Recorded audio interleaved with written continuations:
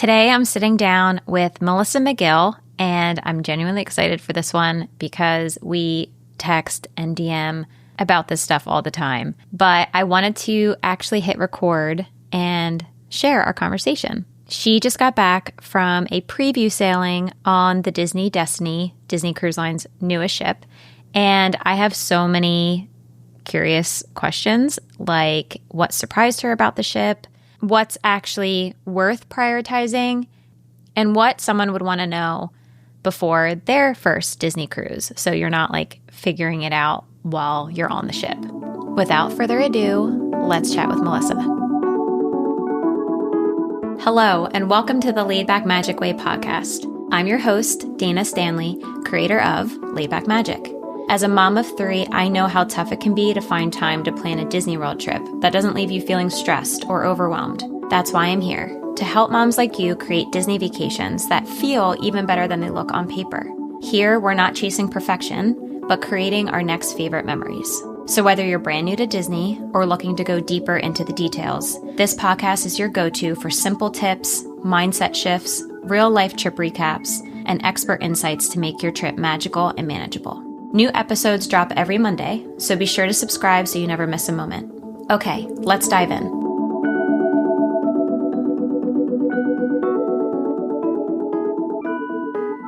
Hey, Melissa, how are you? Good. How are you? I'm good. Thanks for having me. Thanks for coming on. I know we chat a lot behind the scenes. We text, we DM about all the things. So this will be fun to specifically talk about your cruise that you recently got back on. I think it was last month, I want to say. It was about a month ago, almost exactly. You were on was it the actual first sailing of the Disney Destiny? Yeah, it was the preview cruise. Preview cruise. Okay, cool. If it wasn't the first, it was the second. There may have been a cast member cruise before us. All right, cool. And we were on the cruise and they christened the ship. Do they do the champagne bottle thing? Have you seen that before? It's a popular thing or tradition when it's a boat, any boat. It could be literally a canoe. Their first sailing, they'll smash a bottle of champagne. Oh, I've seen that. Have you seen the really big ones for cruise ships? And it's a crane swings it. So I'm assuming, I don't think Disney would do that. They didn't do that, right? They did not do that. If I recall correctly, because each ship has a godmother or a godparent. Oh, cute. And ours was Susan Egan, the voice of Meg. Okay, I did see that. I know that she lit it up or cut. I don't believe she cut a ribbon. Some type of. It seems so. It was. Exactly. That's really cool. That's really neat. So I wanted to chat with you specifically about this because, one, I don't know a lot about cruises. I know probably specifically for Disney cruises, I know more than, my neighbor. But you also this was your first Disney cruise, correct? That's right. First one. Was there anything that surprised you, or did you have a preconceived notion going in to it? I definitely was expecting a higher level of service going in, just a different experience, and it exceeded my expectations. Oh, wow. It was so wonderful from literally the moment I stepped on board. They announce you, so they announced because we were individual agents that went. So we each walk through and they announce your name. So if you're going with your family, they'll announce, the McGill family, the Stanley family. Mm-hmm. And it's just so fun. I get emotional with that stuff because they do that at Cinderella's Royal Table too. Not announce you into the restaurant, but they kind of use that terminology when you're checking in. And it's the most random things will set me off. So you had your bar for it was high. It was. And it exceeded it. It certainly did. It was just the level of service in this particular ship, the immersiveness, which I know we'll probably talk about. It was just everything I expected and dreamed of and more. I feel like this was just knowing your personality, and everyone will go follow you after this and you'll see what I mean. I feel like this was truly the perfect ship for you because what was can you just give us a general explanation of what the theme, because each ship has a different theme. Yes. So each ship does have a theme. I would say the newer, the Wish, the Treasure, and the Destiny all have a very unique theme. And this particular ship, the Destiny, was heroes and villains. It was just, I agree, when I saw the ship And then when I got the invitation to go on this preview cruise, I was like, oh my God, this ship it was made for me. Yeah, So it was made for you. Totally. Like if you could design a ship, I feel like you would make this ship. So I think too, that helped with like the expectation and the level of me loving it. I don't know if any other ship I will love as much, but they all are so wonderful. But this one, so with it being heroes and villains, there was Marvel, which I absolutely love. I've grown up with Marvel. My father is a comic book collector.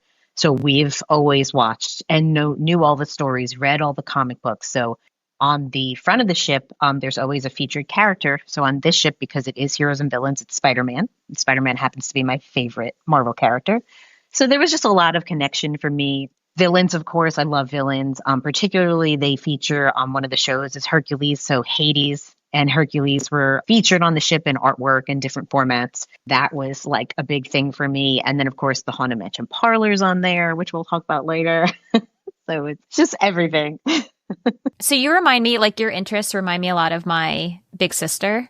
You guys would have a funny conversation because I grew up with DC comics, not Marvel. So it was just all Batman, a little bit of Superman. But I feel when I imagine those characters, I am picturing like my sister. I'm picturing my oldest daughter who's 9, who's kind of gravitating towards that world. She loves Maleficent. I could see her liking she doesn't dislike Hades, but Maleficent's her favorite. Do you feel like it lends itself to a little bit older? I would say yes. I do think there's something for everyone, but I have older children. So my children are 11 and 13 currently. Mm-hmm. And I think this ship is perfect for them.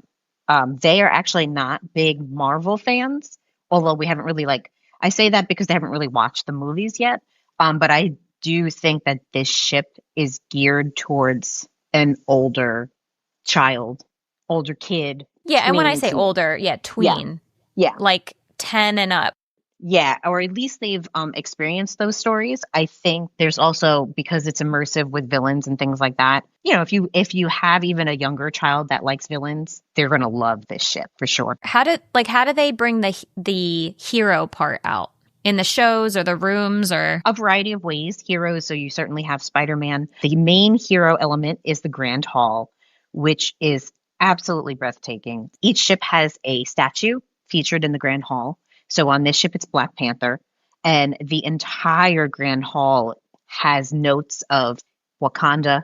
The chandelier is actually that is one thing that surprised me. I wasn't expecting such a modern chandelier, but it comes to life. The whole ship kind of feels more modern to me, and I don't know the right terminology enough, but almost like, I want to say contemporary, but I don't mean the resort contemporary. Yes. I just mean the adjective contemporary. Yeah. Like a little bit more sparse, clean lines. Yeah. A little cooler versus warm. Yeah. But then the rooms had different themes. I saw that. I think were they only hero themed rooms, or are there villains too? Okay. So all the rooms were hero themed rooms. Gosh, let's see if I can remember all of them. So there's, of course, Hercules. Okay. Raya. We had Merida. We had a Brave themed room. Oh, cool. I'd like that. There was Big Hero 6, which was super fun. Incredible. Okay. That's like a very well-rounded. Was there Mulan too? Yeah. Mulan. Yep. So you also got like a warrior princess in there, which was super fun, in addition to Raya and Merida. I like that they picked the strong heroines versus the more dainty princesses, I guess, because it fits. Like Snow White or something. Yeah. Yeah. And that's the wish, right? Like you want that full-on princess experience, and the wish is the ship for you. And then the concierge rooms had Sorcerer Mickey, which I thought was super cute. Oh, neat. You touched on the wish. I know that I don't know if all of them do, but the ships have like sister ships, meaning that they mirror each other with the layout. Correct. What does this one match with? So this one is in the wish class. So the wish, the treasure, and the destiny are all the same layout. Oh, they're all the same layout, and they just have all different the same themes. Layout. Correct. That would be I am having such a hard time because I think a cruise is the perfect vacation for if I go with my parents and my sister and her husband, because I cannot mentally imagine taking everyone to Disney World. Like we grew up going to Disneyland and would really like to do that. But I'm like, I don't know, like just imagining being on a ship where your meals are taken care of, everyone can do their own thing. We're in separate rooms, which could be, I mean, I like being all sharing a room, but like, I don't know. I don't know if I could do it with my side of the family, but I like that concept. And it seems like whenever I research each ship, like watching your stories on Instagram, which by the way, she has 3 highlights saved on Instagram so that you need to check out. It's like so thorough.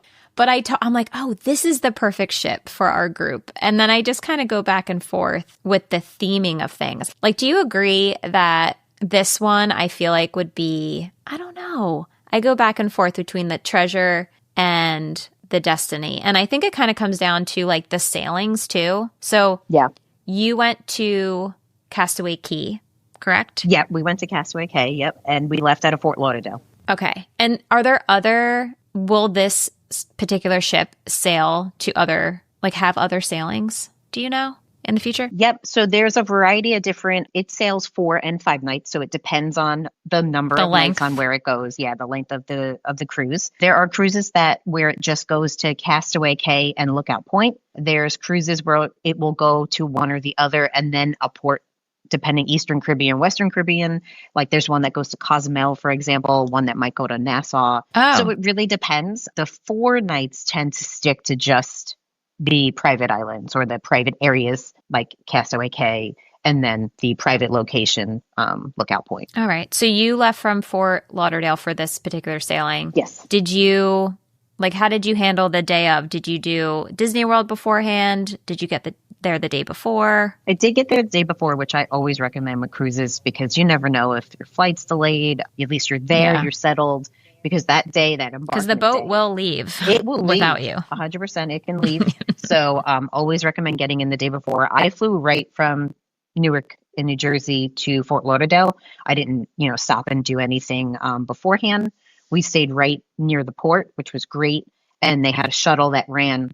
In theory, it was 5 minutes, but there was some traffic because there was a lot of ships in port that day. So maybe it was like 15 to 20 minutes. And they typically give you like a boarding window, but pretty much even if you go outside of the window, meaning after, not necessarily before or earlier, it's fine. Just as long as you're on, say, by 3 p.m. or whatever is the embarkment time that they're telling you. What does that process look like? Like, is there like a VIP check-in or a lightning lane for checking in?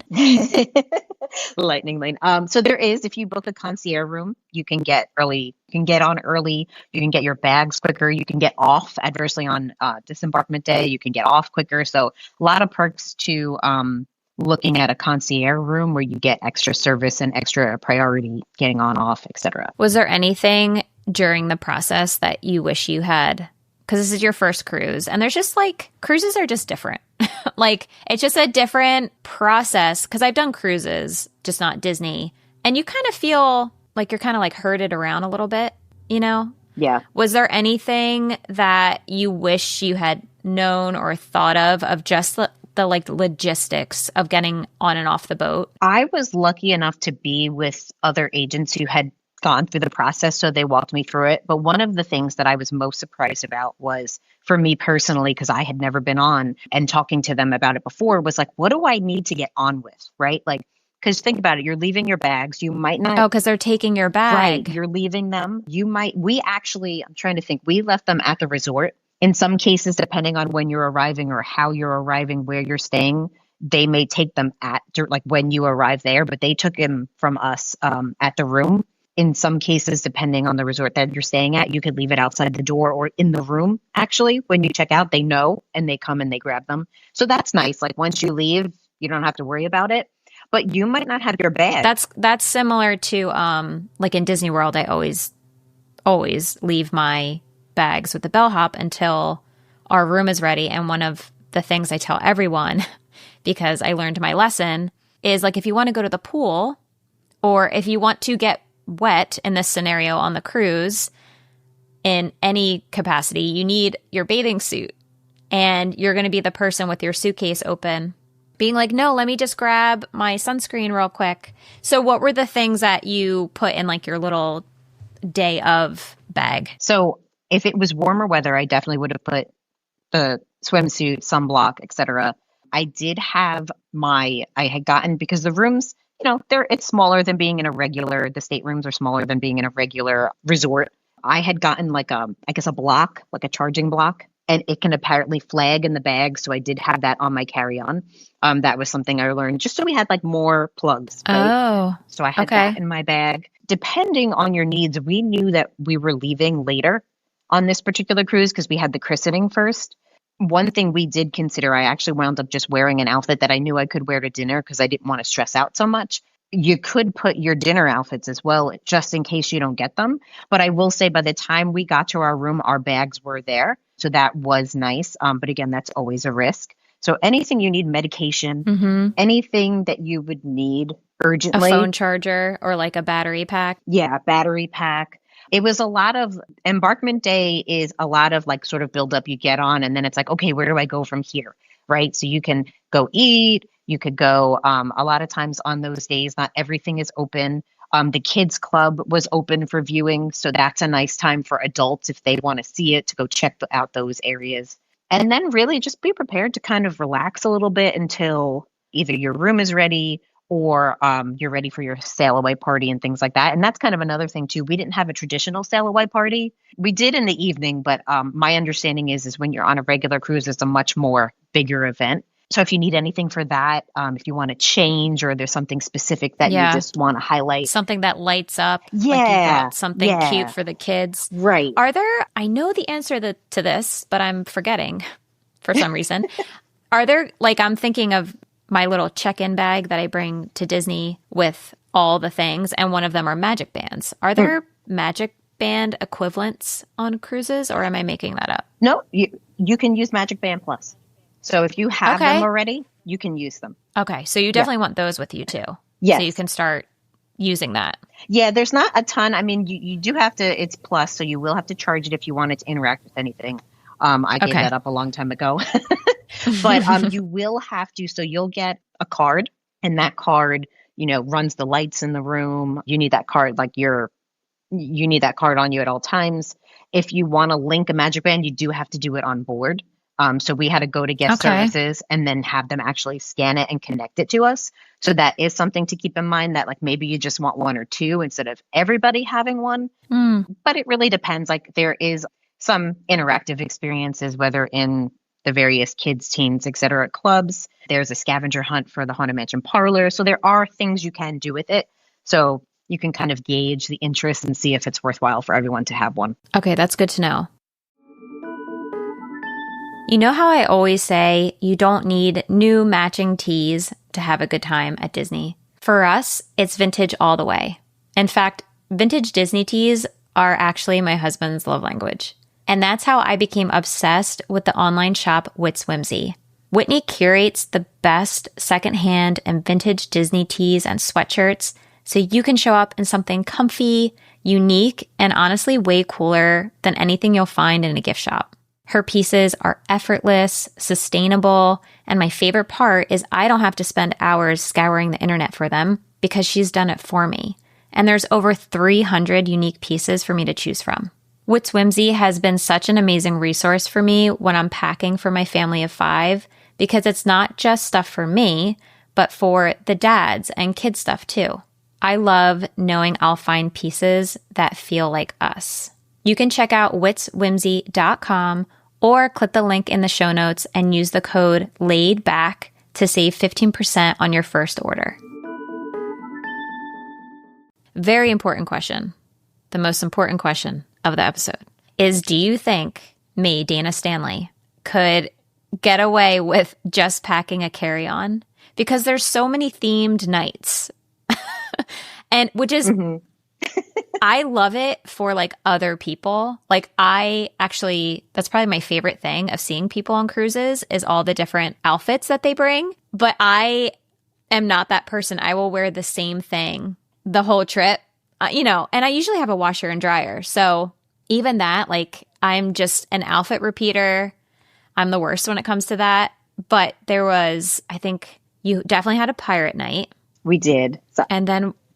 And then you just have themed, just if you want to, you don't have to, but if you go to the Lion King restaurant, you want to, go with the with the motif. Right, exactly. I don't know. I might have to check a bag. Did you check a bag? I know it was just you. Yeah, it was just me. I will say we did probably more outfits than I would normally do with my family, knowing that I was with friends and we were trying to get content and all of that. Yeah, you were like working. Yeah, it was more of like a work/fun trip. So I definitely had a sized suitcase to check. I do think it's possible, especially if it's just like even the 4-night. I do think it's possible to do a carry-on if you're strategic. There was a night where I changed 3 times. So like there's just a lot. Oh, wow. Because we have all the themed lounges. Yeah. So we wanted to have get content in each lounge. So we had a Cruella outfit, a Haunted Mansion outfit, a Hercules outfit for the show, Pride Lands, which is the Lion King restaurant. So it was a lot. We actually brought a Pirate Night outfit and never even wore it. Well, did you have an outfit for the Pirates of the Caribbean, or did you wear your Haunted Mansion outfit that night? So I wound up ironically wearing my Haunted Mansion outfit because we had went earlier in the day to go to Haunted Mansion Parlor. And because this was a preview cruise and there was travel agents, there was YouTubers, there was just general influencers, content creators. Our cruise was a lot of non-Disney based content creators. So that was interesting. A lot of family focused YouTubers and influencers that were not just not Disney based. So I thought that was interesting, but they had private viewings of all of these areas. So we went to go before dinner and it was closed. Okay. So we were all dressed up for Haunted Mansion. It was closed. I was heartbroken. Right. Then we got dressed for dinner. And then we knew it was the only time after dinner that we could go, but it was Pirate Night. So we swapped, put back on our Haunted Mansion outfits and said, you know what? We're going to skip Pirate because this is more important. So that's like a good thing to keep in mind. I'm just thinking too of having just a balanced viewpoint as like a consumer of what you see on Instagram or behind the scenes when it is a type of media or hosting, and just finding someone that you trust. But beyond that, know that they are kind of getting like a little special. I mean, it's not a secret. They are getting special previews of these things. And you know, likely the areas aren't going to be empty, but they certainly won't be. I felt like they were packed for us because they were always there were so many times where they were inaccessible to us that like when we did go to these certain themed areas that they were packed. Yeah, I feel like it's almost kind of, I'm assuming it's less people in general, but it's more like active people that are like, we have to get this. On a mission. Right. And they're all trying to get like the same shot or drink the same drink or do all of the things. So I understand that. Yep. You just listed them all, but I want to go over them again because there's these villain lounges. So there's Cruella. Yep. That one looks so cool. It was fun. Pirates of the Caribbean. And the Haunted Mansion Parlor. That is a lounge. Haunted Mansion. And then I'm missing one. And then there's also the Sanctum, which is Doctor Strange. Oh, cool. I don't even think I saw a lot about that one. Can you just, because people are meeting you for the first time, so I would just let them know. What is your like Instagram handle and your brand, your personal brand? What's it all about? So my Instagram handle is Happy Haunts Plan Magic. It is themed after the Haunted Mansion, which is my favorite ride in Disney. And very much if you like spooky 24/7, 365, you're going to find a lot of that. Don't shy away from Halloween content all year long. I actually have my own separate planning business as well called Foolish Mortal Planning Co. So that is me in a nutshell. Which is also a Haunted Mansion nod. I mean, obviously you're going to like the Haunted Mansion Lounge. Yes.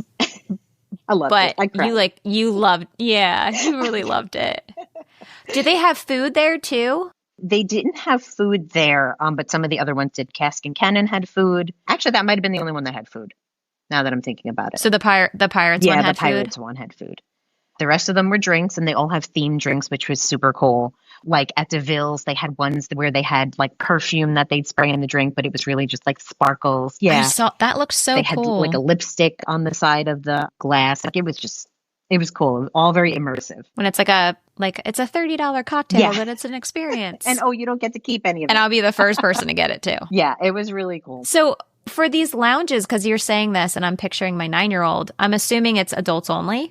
Adults only. That's why the kids club becomes so important on these ships. You'd be surprised. while I haven't been on with my children, one of my colleagues, Kelly, she's been on several cruises and she has two younger boys and they don't want to be with them. They just like, can we go to the... I'm sure. Is the kids club themed?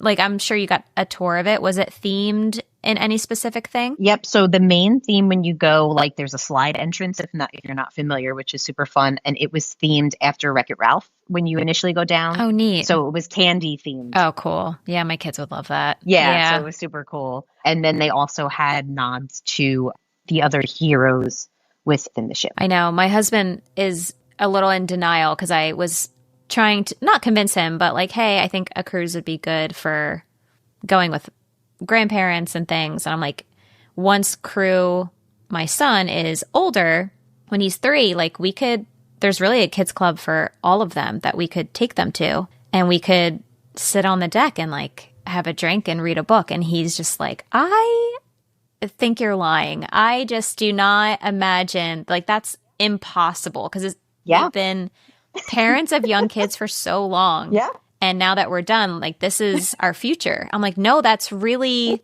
what we could do. And it's super nice for the kids because they get like one-on-one time with characters in the kids club that you might not get to, like, you don't necessarily see it and experience it because you're doing other things. You go to the spa, they have adults only areas, things like that. But yeah, I mean, they'll have like Marvel characters and princesses and all of that. They're in and out of there. Yeah, that's so cool. Really... I love that. Even for the younger kids too, like, you're on a ship. Mom and dad are not going anywhere. Like, you're close. It's not like we're going far. So, and it's only a few hours. So yeah, I can't wait for that. You do have to check them out. So like that's the nice thing too. Like the younger kids, they can't leave, but the older kids can. So there's a tween, there's Vibe and Edge, and I forget which one is which, but one is for tweens and one is for teens. So they get checked in, play video games, things like that. And then they can check themselves out. Yeah, that's great. And they get their independence and they're in a good mood, and then you meet back at the end of the day. Yeah, that sounds like a vacation to me. We were touching on the lounge not having food except for the Pirates Lounge. In my mind, I kind of have like 3 categories of like your favorite cocktail, like an alcoholic drink, your favorite meal, like sit down, entree, and then something sweet, like a dessert. What were your favorites? Oh, there was definitely a lot to choose from. Another thing I was surprised about, because I think sometimes things can be hit or miss, but overall, almost everything I ate was delicious. So that was a plus. Drinks wise, I would say there was a non-alcoholic drink. So pistachio latte that I had at Cafe Megara. That was amazing. Oh, I absolutely loved it. That sounds amazing. It was delicious. I want that right now. It was delicious. Where was that? I'm sorry. Cafe Megara. Okay. There was also, there's 2 basically more like coffee, but also later on in the evening, really all day, but more so in the evening, also becomes like a lounge bar. Cafe Megara and Cafe Merida. They have similar but different options at each, but the pistachio latte was fantastic. I would say my favorite cocktail on the ship was surprisingly at the Sanctum, which really surprised me. As much as I absolutely adored the Haunted Mansion parlor, I also really a close second was the Sanctum, which thoroughly surprised me. I kind of had dismissed it as like, okay, whatever. But there was a featured drink that went on a pedestal and it looked like lightning going up and down and it only did it when it was on the pedestal. I think it was called Mirror Dimension, if I'm remembering correctly. Drink was delicious. The vibe was super great. And they had live bands there, so that was fun. For me, being from New York, it was like a middle section, so it was open. You could always see it. When you came down, entering it from the sides, they had the Leaker Street address for where it is in New York, which was cool. Oh, that's cool. Yeah. See, my sister would love that. My sister and my brother-in-law, because they're into like live music and all of that stuff. Yeah, that had a great vibe. If you had to give anyone a piece of advice if they were going on a cruise, specifically a Disney cruise, and I would say specifically the Destiny for the first time, what would that be? I would say take a look at the things that are offered, same as I would for Disney World or Disneyland or anything else. Prioritize. Take a list of what is most important to you, because even on a ship, it's hard to do it all. There were things I certainly missed. Prioritize those and make sure that you're trip is focused on those, because if I hadn't gotten into the Haunted Mansion Parlor, I would have been devastated. If I hadn't seen the Hercules show, that would have broke my heart. So I would definitely say prioritizing those things and being mindful of all of the things happening. There were so many immersive things on board that we kept missing because they were short windows, right? So like the Navigator app is interesting, where before you go, you can only see certain things. And then on embarkment day, once you're on, it basically comes to life. And you can see all of these things. You can star things and save them for later so that you know. But it's easy with so much going on to forget. They had this really cool experience with Dr. Felicia from Princess and the Frog, and they would only take in like 12 people. So they would close the line off. So if he started at 2, you had to be there at like 1, otherwise you weren't getting in. So just like little things like that, just be mindful of what's important and the schedule, and make time for those things. And will it show things like that on the app, like the Dr. Facilier? Yes, it will. So it sounds like that's like your check-in game plan would be to like find some type of lounge or little corner and fiddle around on the app and like jot things down of your priorities. Yep. Just like Disney World. Definitely. And you might not know the times, right? You might not know the times before you get on, right? Because like I said, it comes to life, but you could have a short list and say, okay, these are the things I want to do. When are they when are they happening? And what day am I doing them on? And I've heard people get upset, not necessarily the Destiny. I think it might've been the Wish, where like there's things that you pre-book even. Is there anything at the Destiny that you have to, I know one of the restaurants you have to have a reservation for to eat at, right? The Palo? Yep, there's 2. There's Palo and Enchante. Those are extra. Okay, those are extra. And you have to book them before you get there. Yes, you certainly can try and book them on board, but ideally, if you want a specific time or a specific day, then those open up. Those are other benefits to having concierge or having like the more you like your frequent flyer program, right? Like you have different levels. So the more cruises you go on, the higher level you are, and then you can book earlier. So Melissa, when we think of the rooms, and I am completely clueless, I saw on your Instagram stories that there are ocean view rooms, but then there are verandas. What's the difference between the two? Yep, that's definitely a valid and great question. So a veranda room is going to have a balcony versus an ocean view, which is just going to have a very surprisingly large porthole that you can see the ocean, but you can't access it. Yeah, it's big. It looks like a door, like a circle door, but there's just no porch. Yes, it's a big circle. I was able to sit. Oh, cool. That's how large it was. Like I was surprised. It was like almost the whole wall. And the nice thing that I was very much surprised by for ocean view, even though I tend to love balconies, and it is nice to have, access to the ocean and sit outside in fresh air, is without the balcony, you get that extra space in your room, right? So your balcony takes part of your stateroom. So I was pleasantly surprised by the largeness of the ocean view room, because our veranda room ended where the pull down beds did. So you had the sofa, the pull down bed from the top, and then it was the wall. Like that was it. Just wall. Whereas right. The ocean view had probably at least 2 to 3 feet, and there was a cabinet there. If it is a deluxe family room, you have an extra bed there as well. Oh, wow. To sleep 5. Mm-hmm. I feel like if you were a family that needed extra room, like you just wanted more space, maybe you're like have 3 kids or something, and also didn't have people that get seasick, because some people just don't, which is so odd to me, because then you wouldn't really need like that fresh air aspect. Like me, I think I would be a little panicked if I felt queasy and couldn't just like open a door. But if you don't have that, I would prefer the extra space, I would think. Same. And I think it would be a difficult decision. I liked the extra space, was really nice. But again, I really, being able to go out with a cup of coffee and hear the ocean. Yeah. I mean, it's fantastic. That's so cool. What's one thing that you think if someone is going on the Destiny that they shouldn't miss? The immersiveness that is the Grand Hall. So this ship that's so unique from any other ship is the entire Grand Hall comes to life, and it changes its mood. based on the character and what's happening in the Grand Hall, which was pretty amazing.